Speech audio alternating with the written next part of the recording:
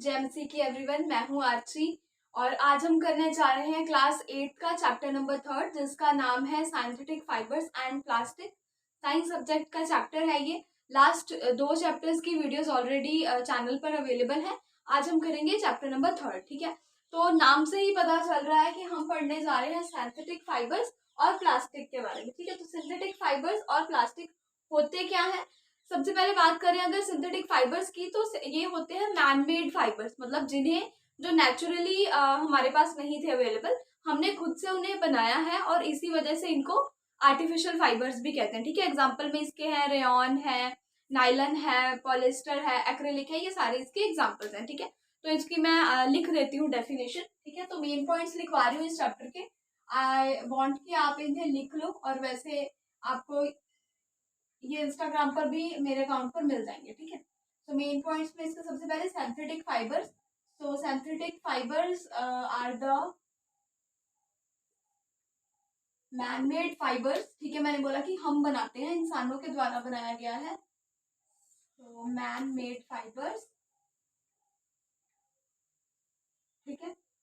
और it is also known as artificial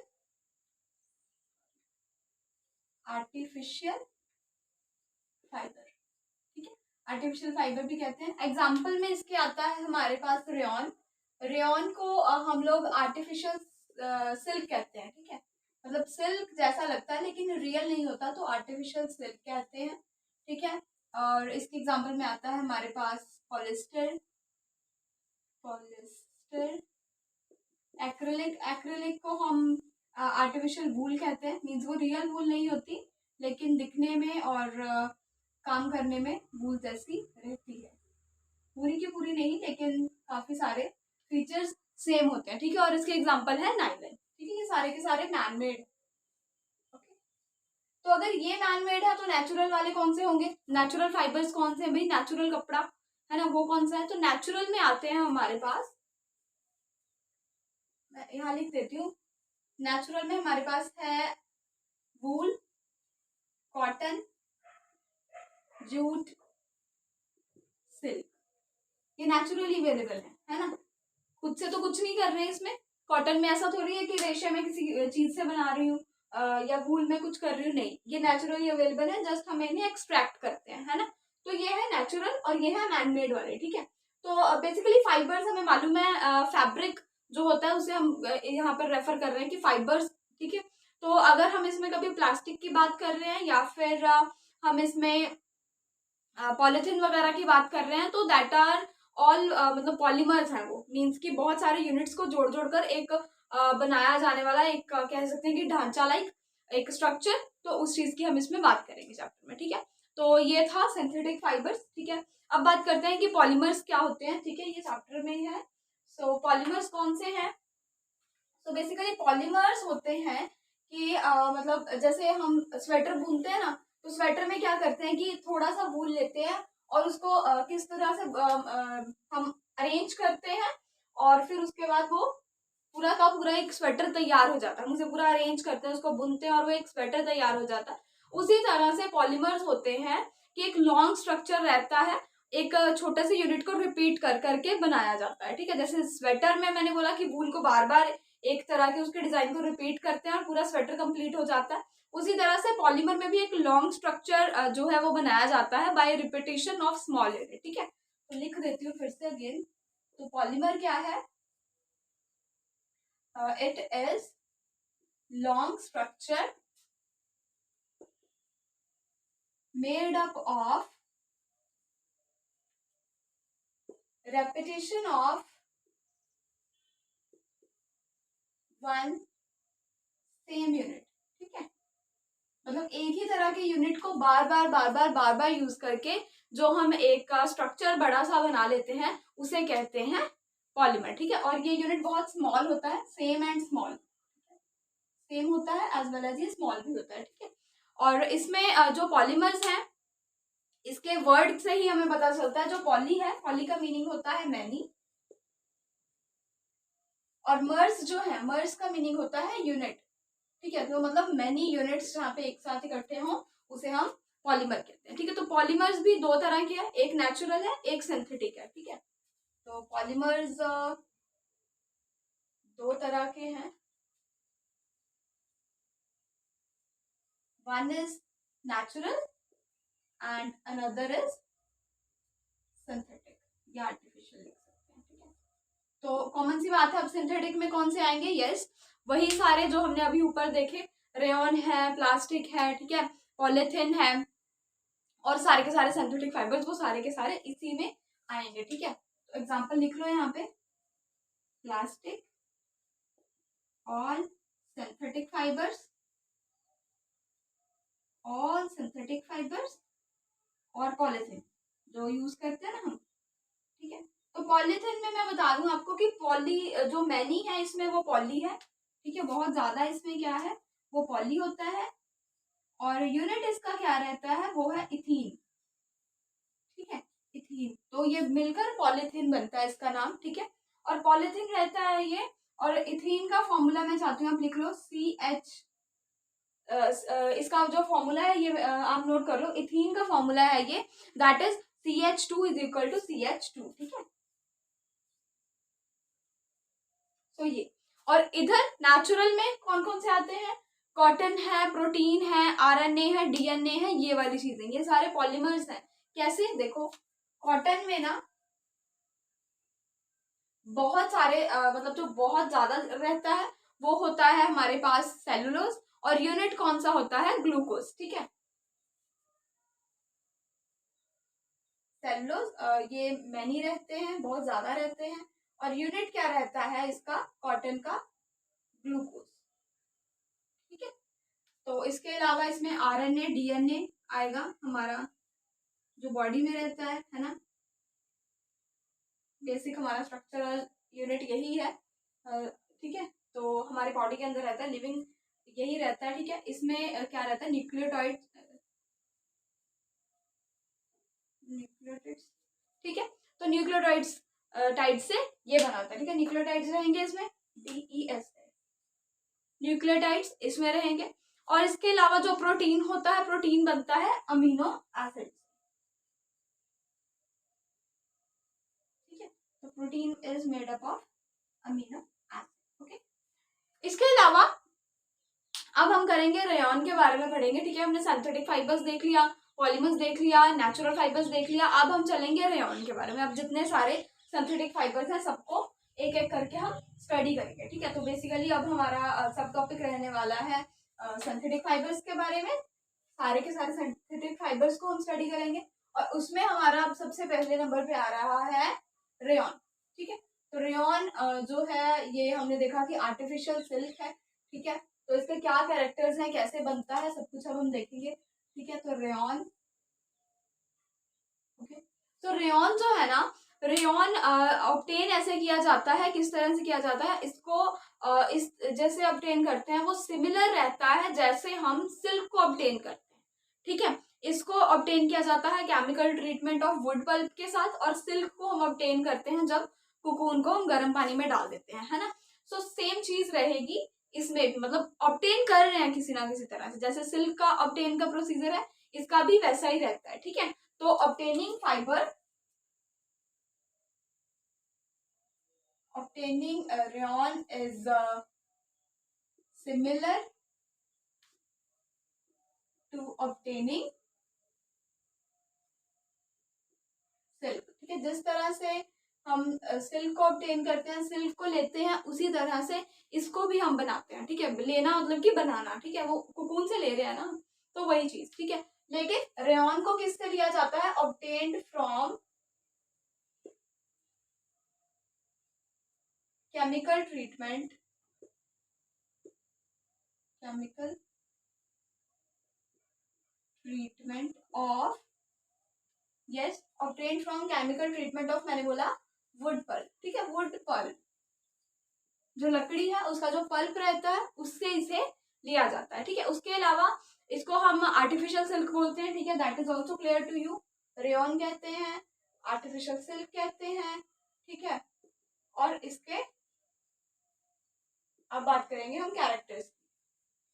ठीक है, तो सबसे पहला इसका कैरेक्टर है कि it can be woven like silk, it can be woven like silk, मतलब कि जैसे हम सिल्क का सीधा कपड़ा तो नहीं निकाल लेते, कोकून से धागे निकलते हैं ना, तो धागों को फिर हम ज्वाइन कर करके एक पूरा कपड़ा बना लेते हैं, चाहे कर्टन बनाते हैं, चाहे साड़ीज बनती हैं। तो सेम ऐसे ही कह रहा है कि जब हम इसे ऑब्टेन कर लेते हैं, रेयॉन का धागा हमारे पास आ गया, रेयॉन का थ्रेड हमारे पास आ गया, तो उसे भी हम सिल्क, जैसे कि सिल्क को हम धागे से कपड़ा बना लेते हैं, उसका भी फैब्रिक हम कर सकते हैं। ठीक है, उसके अलावा ये चीपर देन सिल्क रहता है, लेकिन इसकी ऑलमोस्ट सारी प्रॉपर्टीज जो है वो सिल्क जैसी होती है, शाइनी ये सिल्क जैसा होता है। ठीक है, तो चीपर देन सिल्क है, तो भाई क्यों ना इसे ही यूज किया जाए, चीपर देन सिल्क। ओके, मतलब सिल्क महंगा होता है लेकिन उसकी सेम प्रॉपर्टीज रेयॉन में होती हैं, इसीलिए हम लोग रेयॉन को ज्यादा प्रेफर कर लेते हैं कि कम दाम में सेम काम हो रहा है तो चलेगा यही। ठीक है, तो ये चीज आ गई। उसके बाद इसको बहुत सारे कलर्स में भी डाई कर सकते हैं, जैसे सिल्क को बहुत सारे कलर्स में डाई कर सकते हैं, इसको भी। ठीक है, तो it could be died in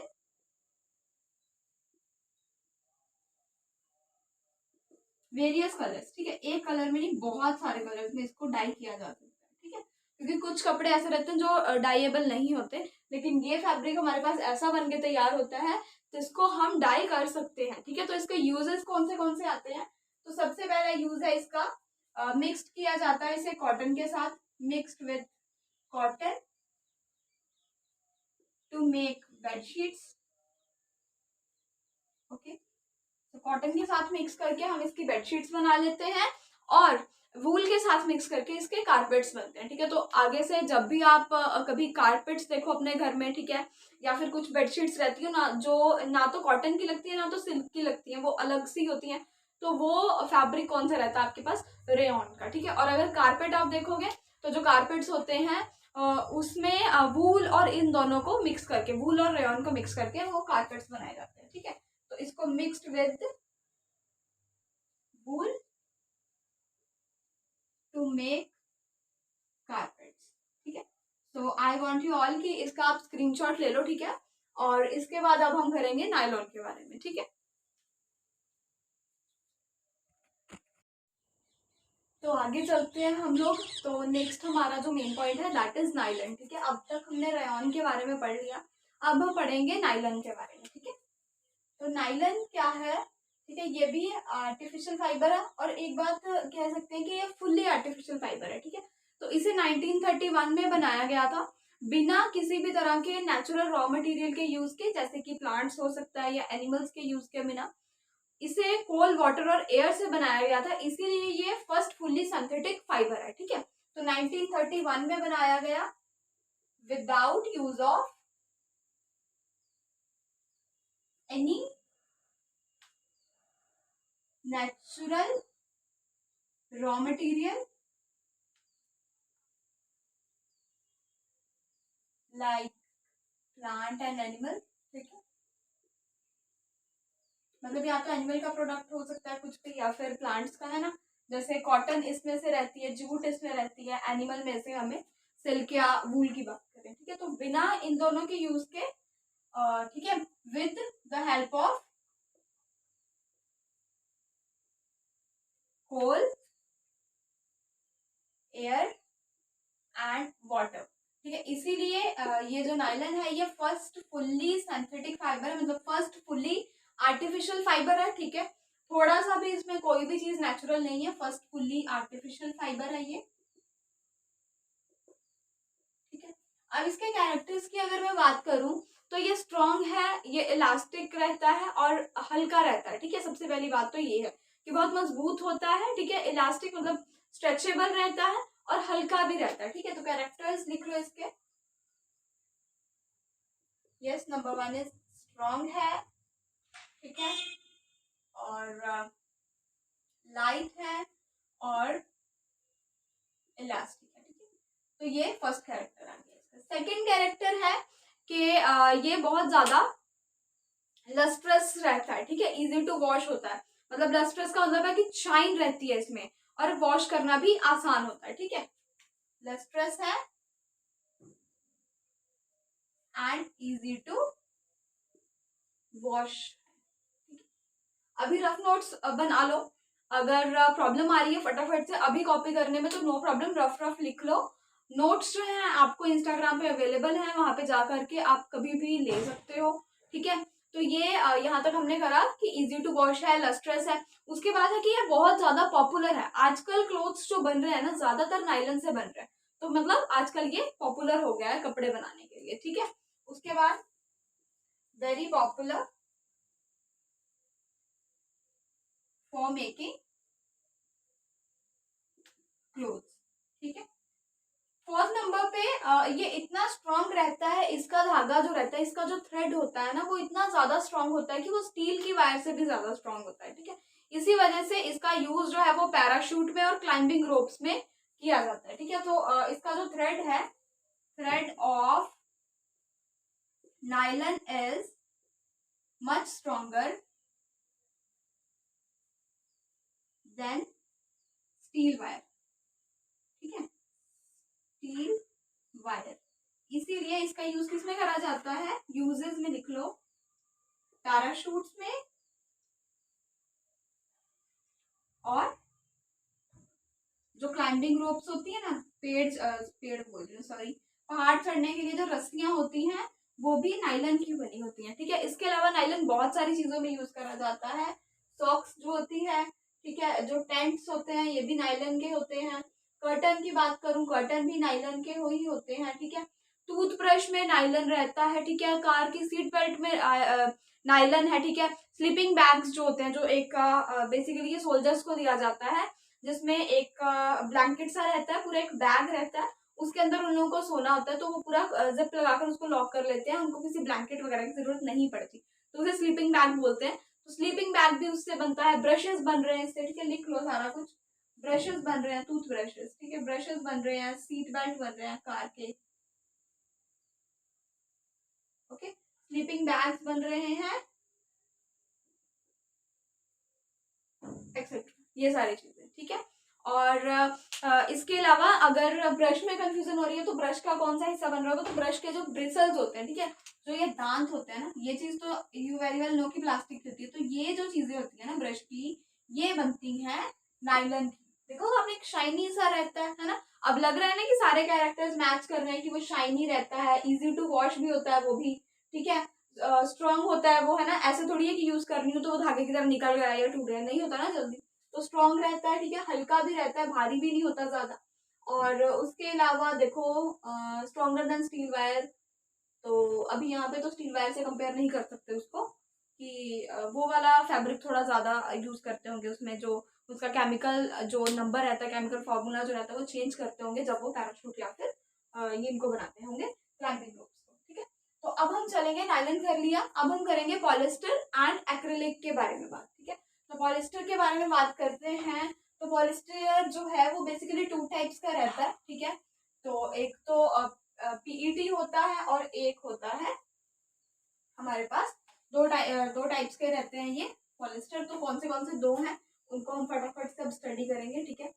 तो सबसे एक बेसिक बात अगर मैं पॉलिस्टर की आपको बताऊं, तो पॉलिस्टर के जो कपड़े होते हैं ना, उनमें जल्दी रिंकल्स नहीं पड़ते, ठीक है, ज्यादा बार बार उन्हें प्रेस करने की जरूरत नहीं पड़ती है, ठीक है, जल्दी रिंकल नहीं आते हैं, ठीक है। तो पॉलिस्टर जो है, टू काइंड्स ऑफ पॉलिस्टर है हमारे पास, ठीक है। तो एक होता है टेरिलिन और एक होता है पीईटी। तो पीईटी की जो है फुल फॉर्म आपको मैं बताती हूँ कि ये होती है पॉली एथिलीन टेट्राफेथिलेट, ठीक है, पॉली एथिलीन टेट्राफेथिलेट, ठीक है, ये इसकी फुल फॉर्म है, ओके। तो पॉलिस्टर हमने देखा दो काइंड का रहता है। एक मैंने आपको चीज बताई कि पॉलिस्टर जो होता है it do not gate wrinkled easily, ठीक है।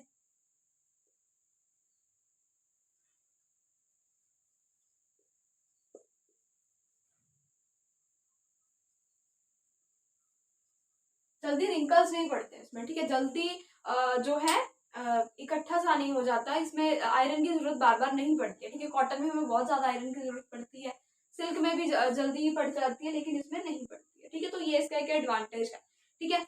तो इसके अलावा अगर मैं इसके कैरेक्टर्स की बात करूं, तो इसका कैरेक्टर जो है कि ये बहुत ज्यादा क्रिस्पी रहता है और इजी टू वॉश है। मतलब वही बात है कि रिंकल नहीं पड़ता है ना, फ्रेश सा रहता है, ठीक है, इट रिमेन्स क्रिस्प। तो ये भी कैरेक्टर्स में आप लिख सकते हो इस चीज को भी, ठीक है। सेकंड नंबर पे आप लिख सकते हो it remains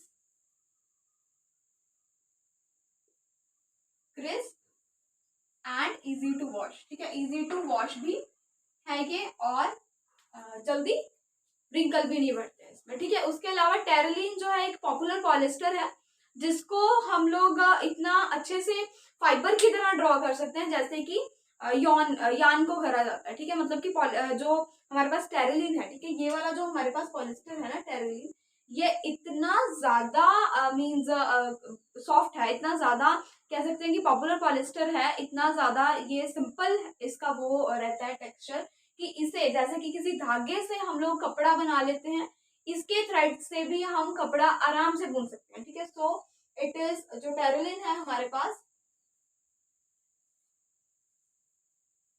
is a popular polyester,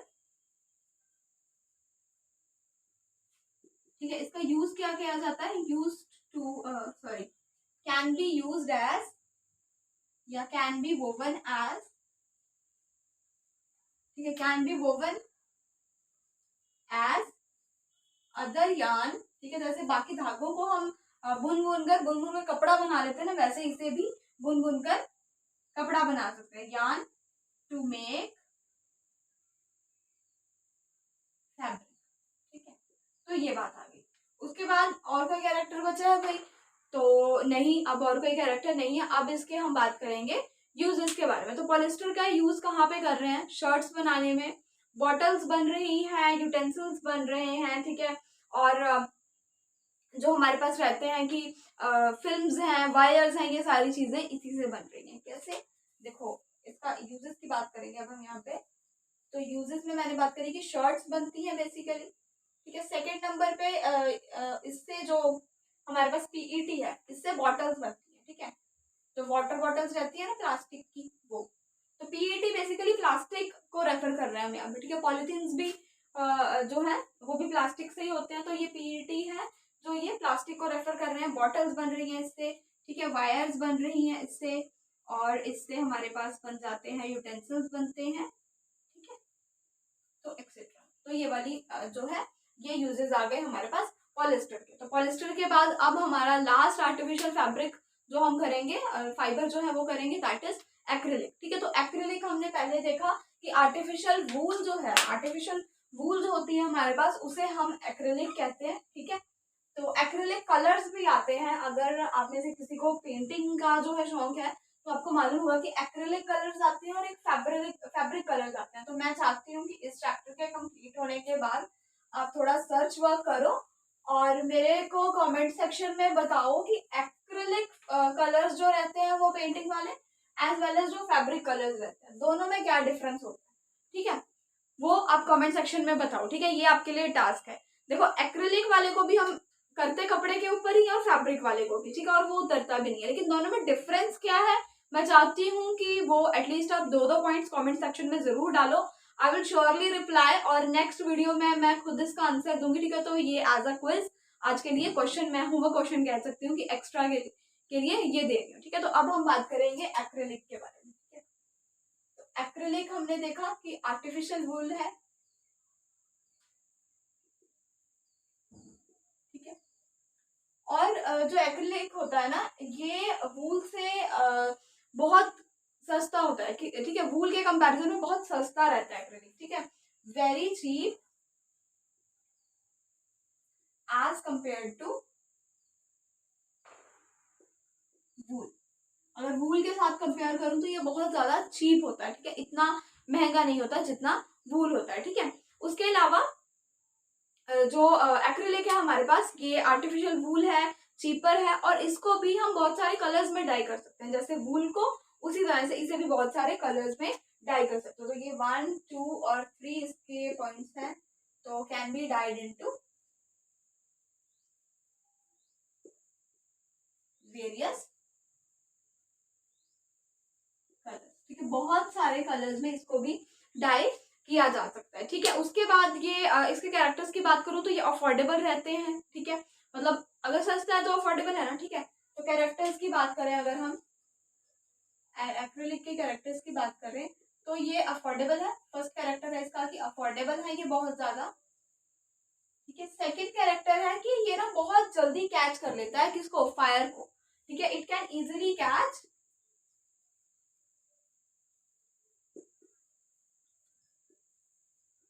fire, इसीलिए इसको लैब्स में और किचन में पहनना बहुत ज्यादा डेंजरस हो सकता है। इट कैन बी डेंजरस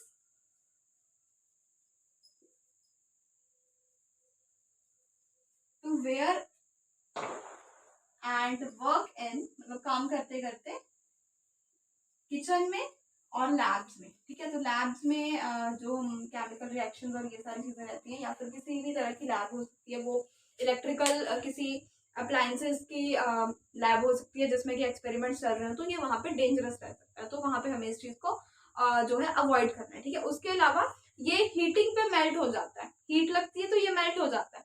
ठीक है, अगर आपने देखा होगा कि जो रहता है ये एक्रेलिक, तो हमने पहले देखा कि आर्टिफिशियल वूल है ये, है ना। तो आर्टिफिशियल वूल जो है ये, अगर आपको कभी मालूम होगा कि अगर आपने स्वेटर्स जब से हम पहनते हैं सर्दियों में, तो अगर आपके मम्मा ने बोला होगा कभी कि ये वाला रियल वूल का नहीं है। ठीक है, आप बोलोगे कि ये इतना ज्यादा हमें वार्म नहीं रख पा रहा है, मतलब रख रहा है लेकिन इतना ज्यादा है, तो वो रियल नहीं रहता। तो ऐसे कपड़ों को जब हम कभी जो है हीट करें, कभी जला देना, तो एक अलग सी स्मेल आती है, ऐसे लगता है जैसे प्लास्टिक सा हीट हो रहा है। ठीक है, मेल्ट होता है ये, हीट करने पर मेल्ट मेल्ट हो जाता है। ठीक है, कपड़ा जो है वो जलता है, अलग तरह से जलता है। अगर कॉटन को जलाओ आप, ठीक है, वो अलग काइंड ऑफ उसमें जो फायर लगती है वो अलग होती है, अलग तरह से होती है, लेकिन इसमें जो है ये मेल्ट हो जाता है। ठीक है, मेल्ट ऑन हीटिंग। ओके, तो ये हीटिंग पर मेल्ट हो जाता है। ठीक है, इसके अलावा इसके यूजेस कौन से हैं? It is use to make sweaters. ठीक है, इसका एक ही यूज है आपकी बुक में, तो दैट इज स्वेटर्स। ठीक है, आई वांट कि अगर आपको स्क्रीनशॉट लेना है तो आप ले लो आराम से। ठीक है, अब आज के पार्ट में इतना ही करेंगे, नेक्स्ट पार्ट में छोटा सा ही होगा वो भी। तो अब तक हमने काफी कर लिया, नेक्स्ट पार्ट में हम बेसिकली सारे सिंथेटिक फाइबर्स के कैरेक्टर्स करेंगे और प्लास्टिक के बारे में करेंगे। ठीक है, और that will be the end of the chapter. ये चैप्टर बहुत ज्यादा बड़ा नहीं है, 2 पार्ट्स में ये कवर हो जाएगा। तो आज की वीडियो को देखो आराम से, डोंट वरी, और नेक्स्ट पार्ट के लिए जल्दी ही मिलेंगे। Thank you so much, I hope आपको अच्छा लगा होगा, वीडियो समझ आया होगा, अंडरस्टैंडिंग है। तो like share and subscribe. Thank you so much once again.